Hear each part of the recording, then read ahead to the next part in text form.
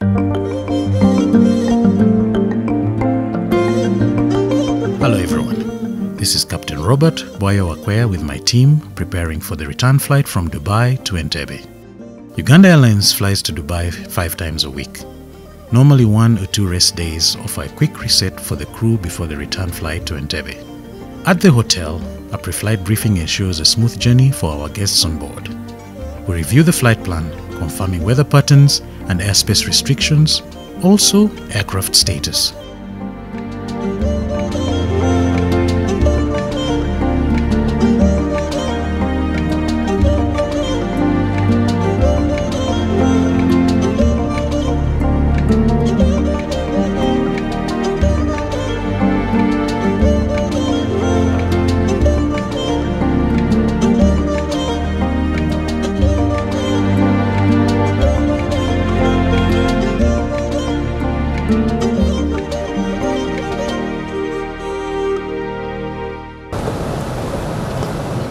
From the flight deck, your captain speaking. My name is Robert Wakwea, and with me in the flight deck is First Officer Joe. I'd like to welcome you on board our flight 445 to Entebbe.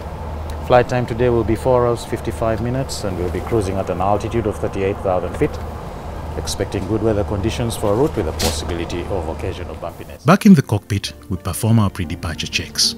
Every instrument, system and control is carefully reviewed. Ground, very good morning. Crested 445 with you. Charlie 58 fully ready for push and start.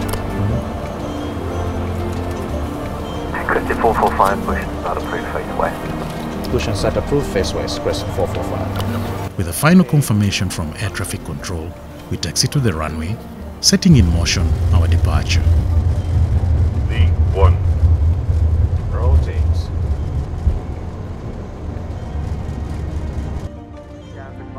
By the 40-minute mark, the aircraft should be at cruising altitude, flying level and configured for a comfortable journey back to Entebbe. Now I understand many of you sent in questions about commercial aviation. Let us address some of them.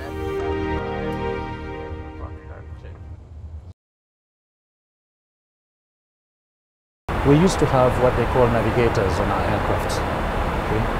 And these were people who studied a lot of physics, navigation, geography about the Earth, and they were responsible for the navigation of the aircraft. So they used to use big charts and protractors and so many other equipment to keep track of where the aircraft was, and it was called dead reckoning.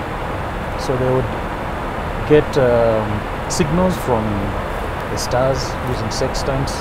They would also get signals from radios and try to plot on a chart where the aircraft is. But one of the best inventions, I really think, which came about was the flight management computer.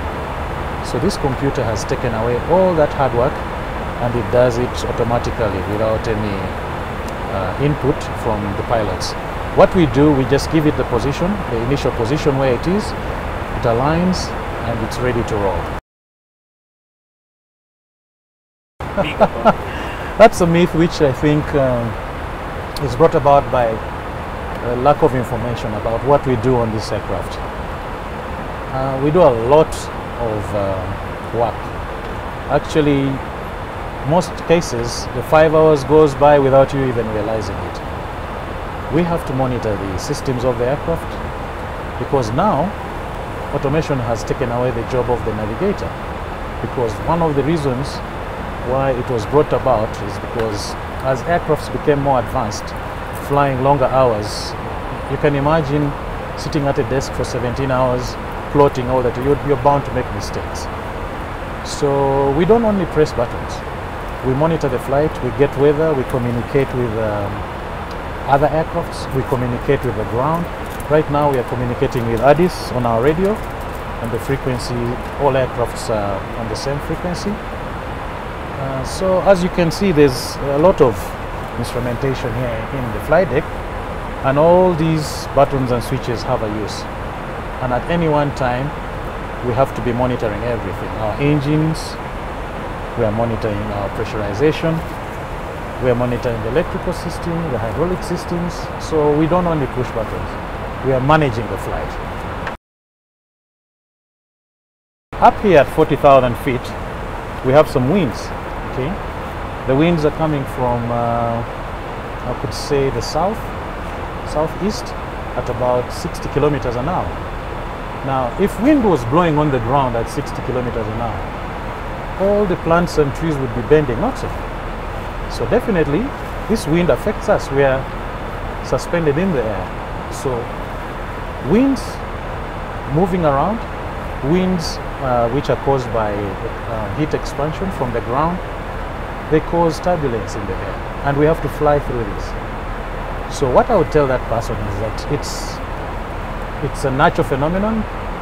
You just have to get used to it, and you have to deal with it. That's the only way.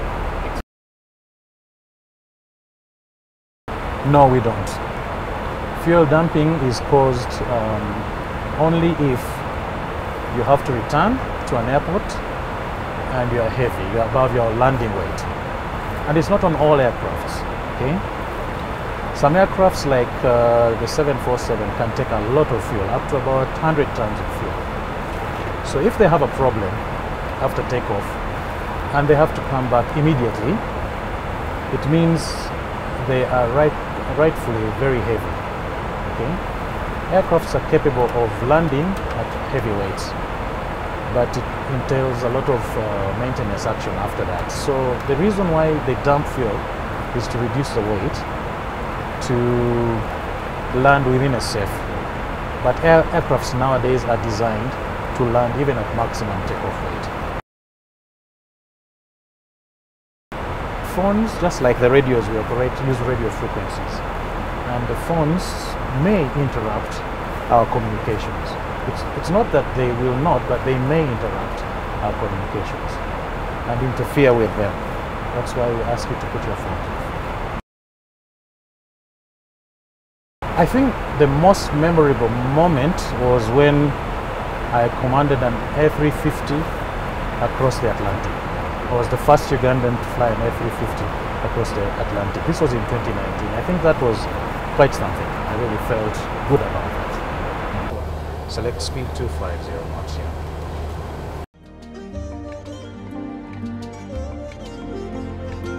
As the Ugandan airspace comes into view, we configure the aircraft for descent.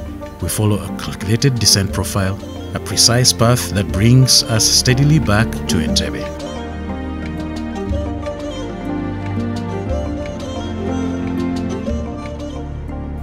The view of Uganda from above is indeed a sight to behold.